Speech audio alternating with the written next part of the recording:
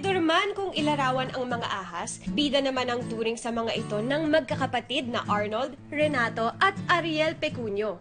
Ang kanilang loyalty sa trabaho bilang snake venom extractor umabot na ng 40 taon. Nakakatulong sa amin para sa hanap buhay. At yung iba nakikinabang naman kasi natutulungan din sila. Kasi yung hanap buhay kasi hindi naman. Mabuti kung yung hanap buhay talagang ano. Kaya tulong-tulong na.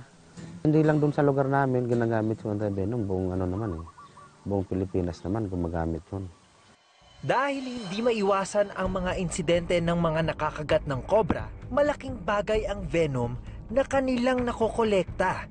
So yung venom na yun, actually ipapag-dilute muna yan with certain fatty acids, okay? Para hindi siya ganun katapang, hindi siya ganun kapotent, okay? So kapag na-process na siya with certain fatty acids, yung solution na yun would be injected sa horses. Kapag na-pool na yung blood na yun dadalhin naman sa laboratory, just ipaprocess to become the antivenom. Sa loob ng isang taon, ang namamatay sa Bicol region, 36 katao. Ang dahilan, nakagat sila ng cobra. At ang isa pang dahilan, walang antivenom. Ang mga magkakapatid na Pecunio, kilalang mabagsik sa kanilang lugar pagdating sa paghuhuli ng cobra. Natutunan daw nila ito sa kanilang ama na ganito rin ang trabaho. Dati raw ay kada pirasong cobra ang bentahan sa merkado. Ngayon ay 600 pesos per kilo na ito. Malaki man ang kinikita nila mula sa cobra, bihira lang naman daw na magkaroon ng ganitong order na dinadala sa institusyong gumagawa ng anti-venom. Ang RITM, kung umorder sila sa loob ng isang taon, mga 2 bisis lang. Astigma ng kanilang trabaho, lumalambot din sila kapag pamilya ng pinag-uusapan. Pagdating naman sa tahanan, na-master na rin daw niya ang iba't ibang gawaing bahay. Si Papa, lahat ng M nandyan na sa kanya. Mabait, masipag, matyaga, mapagmahal, masiyahin, lahat. 3 taon na ang nakakalipas ng aksidenteng tamaan ng grinder ang mata ni Kuya Renato na naging sanhi ng pagkabulag ng isa niyang mata. Beautician ang kanyang asawa, samantalang teacher naman ang kaisa-isa nilang anak. Mapagmahal siya, maalalahanin, tapos yung lagi kaming inaalala. Si Kuya Arnold naman na pangatlo sa magkakapatid, one woman man daw. Loyal talaga yan, te, kasi nagkukwento siya, sabi niya marami daw sa kanyang nagkagusto talaga. Pero si Mama lang daw talaga yung niligawan niya. May 4 silang anak kung saan 3 rito ay may sari-sarili ng trabaho, habang ang bunso naman nasa internship. Makikita mo talaga kung gaano sila ka-close, tapos kung paano niya pinalaki yung kanyang mga anak na sa mabuting asal. Diskarte sa buhay raw ang nagtaguyod sa kanilang pamilya. Bukod sa paghuhuli ng ahas, nagkakarpintero rin minsan si Kuya Arnold. May sarili siyang tricycle at negosyong burger stand. Pero ang paborito niyang sideline ay ang pagluluto sa mga kasalan kasama ang tigasin din niyang mga kapatid. Abay, chef brothers naman pala kayo! Pero ang todokayo daw para sa pamilya ay ang bunsong si Kuya Ariel na may 5 anak. Kaya halos lahat daw ng pwedeng irakit, pinatos na niya mula sa pagpipinta, pagta-tricycle, at kung ano-ano pa. Madiskarte rin siya sa buhay. Kahit nga marami siyang anak, pinagsisikapan niya rin na maibigay yung mga pangangailangan ng kanyang anak sa abot ng kanyang mga kakaya. Papasalamat rin po ako dahil naging isa ko po siyang tatay. Pag wala po siya, hindi po sana kami magkasama-samang team.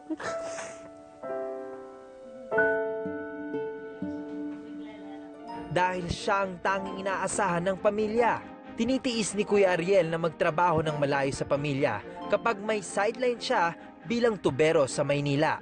Gusto ko yung dito lang sana siya, malapit sa amin, yung hindi lumalayo. Lahat po kayong 3 natuklaw na? Oo. Nakaranas na? Ikaw, Kuya, saan ka tinuklaw? Dito. Ako matik na talaga ako mamatay. Bakit? Pakita nga, Kuya. Nasaan dito? Ay! Inutusan ako nung tatay ko noon na bumili ng sigarilyo. Basta naramdam ko na mayroong kumagat sa akin sa paa. Alam kong ahas yun. wala na ako talagang tulog ka na. Pero yung memory mo, buhay, naririnig mo yung kwentuhan nila. Tapos na ang aming mission. Pero parang meron pa kaming hindi naaamin. Bakit ka wala? Ano yan? Kuya! Bagong klase po ba yan ng cobra? Ano ba yan? Baka meron sa loob Kuya, yan. ikaw na, hindi ko na Pabuksan kaya. naman. Ayan, kuya. Okay. Ang reward sa inyong pagod, Zero! Kayo po ang aming Day of Winning!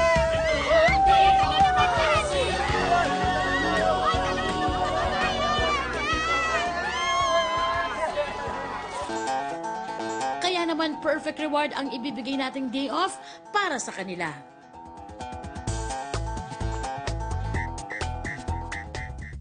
Mawalang gana nga po mga sir. Meron po kasi akong hinahanap. Ito po kasi hinahanap ko, matapang, mabangis, walang kinatatakutan, kilabot po ng kanilang barangay. Ahas ba yan? Ay, naku naman, kuya, mas matapang pa ho sa ahas. Kami po yun. Kami po yun. Hanap ko rin. Dahil po dyan, kuya! Dahil po dyan, ako po ang makakasama ninyo sa inyong pamamasyal. Naku mga kuya, totoo ba yung balita na ang gagaling niyo daw kung magluto? Racket po namin yun eh. Racket din yun. Naku naman kayo, sana ho hindi lang parang sabi-sabi Pwede niyo ho bang pakitaan ako? Pwede po. Sige. Gusto po.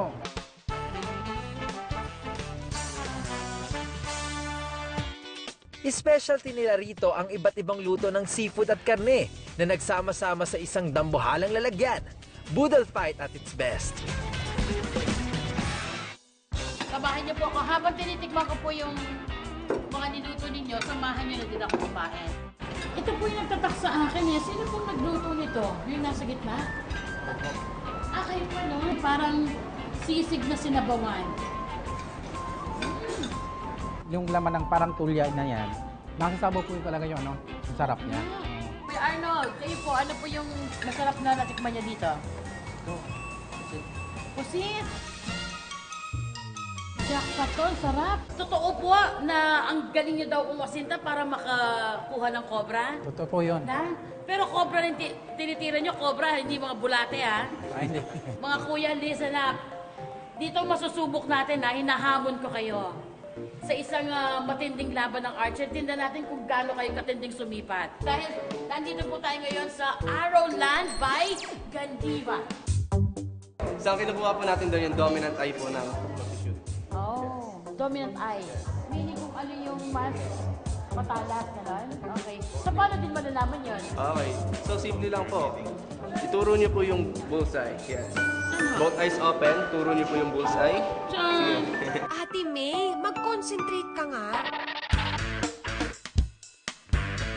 Raise your left arm straight into the target. Okay. Looking to the target face, then try to close your left eye. Di naman masyadong obvious na enjoy ang ating mga bida. Guys, good job kayong lahat po. Very good. Pero ito dapat perfect to Ang galing mo, Sir Arnold. Kung nung tinitingnan pa lang namin, sabi ko, parang napakahirap yung gawin. Kasi hindi kami sanay ng ganun. Pero nung na-try namin, okay naman. Hindi pwedeng walang remembrance sa day off na ito, pero dapat may twist. Makakasama natin si Mark bilang ating tour guide dito. May konsepto ang museum na ito na lumikha ng mga litratong pabaligtad o patagilid.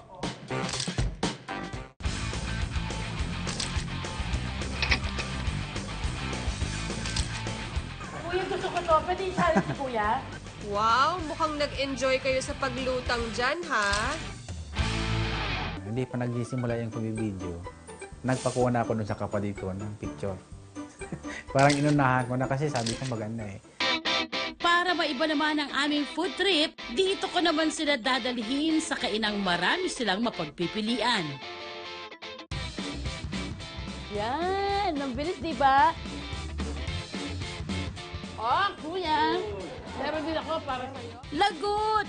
Di na namin mapigilan hindi tumikim. Sige, sir. Ito pong nachos. Nako, kuya, ito ba yung good for two? Sari-saring klase ng pagkain ang nag-hello sa amin dito. Mula rice meals, burgers, hanggang sa pika-pika at dessert, hindi rin nagpatalo. Ginalingan nyo naman masyado? Sabi ko, paano ko ito? Paano maubos itong ang daming pagkain. Kaya ginagawa ko na lang, parang kapasimple na lang baga. Kumakain ako kung ano-ano lang, yung konti. Guys, tinan mo! Grabe, naluloka na kami dito. Hindi na po namin alam kung anong uunahin namin.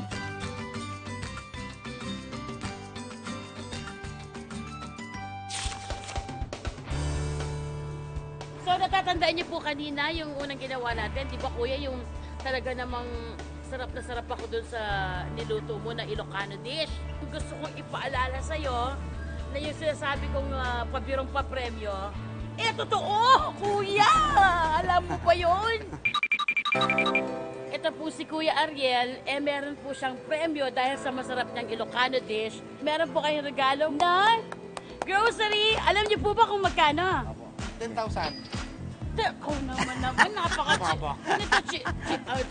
chicken naman. Higher! 20,000. Magkasobra na. 15,000. Wow, you get it!